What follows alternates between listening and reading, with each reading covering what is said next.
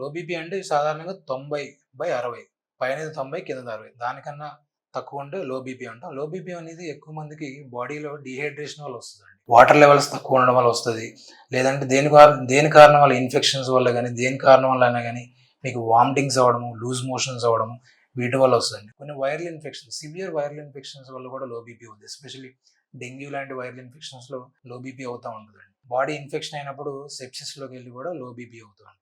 And రక్తహీనత, haemoglobin అనేది తక్కువ ఉండడం వల్ల కూడా లో బీపీ అయ్యి కళ్ళు తిరగడం ఇలాంటివి అవుతా ఉంటాయి. అది కాకుండా దీర్ఘకాలికంగా ఉన్న ప్రాబ్లమ్స్‌లో మనకి థైరాయిడ్ ప్రాబ్లమ్స్, హైపోథైరాయిడిజం అంటే థైరాయిడ్ గ్రంథి సరైన పద్ధతిలో పనిచేయకపోవడం వల్ల, థైరాయిడ్ హార్మోన్ తక్కువ ఉండడం వల్ల కూడా లో బీపీ అవుతూ ఉంటుంది. అది కాకుండా గుండె జబ్బులు, ఏమన్నా స్ట్రక్చరల్ హార్ట్ ప్రాబ్లమ్స్, గుండె ప్రాబ్లమ్స్ ఉన్న వాళ్ళు కూడా బీపీ అనేది డౌన్ అవుతూ ఉంటుంది. ఇంటర్నల్ బ్లీడింగ్, లోపల ఏమన్నా రక్తం ఏమన్నా లీక్ అవ్వడం కానీ, హెమరేజిక్ అంటాం దాన్ని, ఏమన్నా హెమరేజ్ అయినా కూడా రక్తం తగ్గడం వల్ల లో బీపీ అవుతూ ఉంటుంది.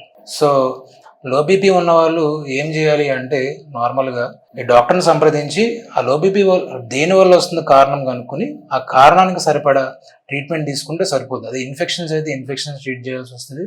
థైరాయిడ్ ఇష్యూస్ కానీ, ఏమన్నా అనీమియా ప్రాబ్లమ్స్ ఉంటాయి కానీ మనం దానికి తగ్గట్టు మెడిసిన్స్ వాడుకుంటే లో బీపీ అనేది రెక్టిఫై అవుతుంది. అది కాకుండా మీరు సరైన మోతాదులో ద్రవ పదార్థాలు తీసుకోవాలి, వాటర్ సరిపడా తీసుకోవాలి, డిహైడ్రేట్ కాకూడదు. ఏమన్నా కొంచెం సాల్ట్ యాడెడ్ చేసుకుని సాల్ట్ రిచ్ ఫ్లూయిడ్స్ కానీ, లస్సీస్ కానీ, అట్లా ఏమన్నా ఓఆర్ఎస్ కానీ అట్లాంటివి తీసుకోవడం వల్ల కూడా మీ డిహైడ్రేషన్ అనేది తగ్గి లో బీపీ అనేది ఇంప్రూవ్ అవుతుంది. ఎవరైనా బీపీ మెడికేషన్స్ కనుక మోతాదు మించి వాడినా కూడా లో బీపీ అవ్వచ్చు. కాబట్టి మోతాదు అనేది కరెక్ట్గా మీ డాక్టర్ని సంప్రదించి దాని తగ్గట్టు మీరు బీపీ మెడికేషన్స్ కూడా అడ్జస్ట్ చేసుకుంటూ ఉండాలి. అండ్ హార్ట్ ప్రాబ్లమ్స్ ఇలాంటివి ఉన్న వాళ్ళు కూడా సరైన స్పెషలిస్ట్ సంప్రదించి వాళ్ళు దానికి తగ్గట్టు మెడికేషన్ తీసుకుంటే లో బీపీ అనేది కంట్రోల్ చేసుకోవచ్చు.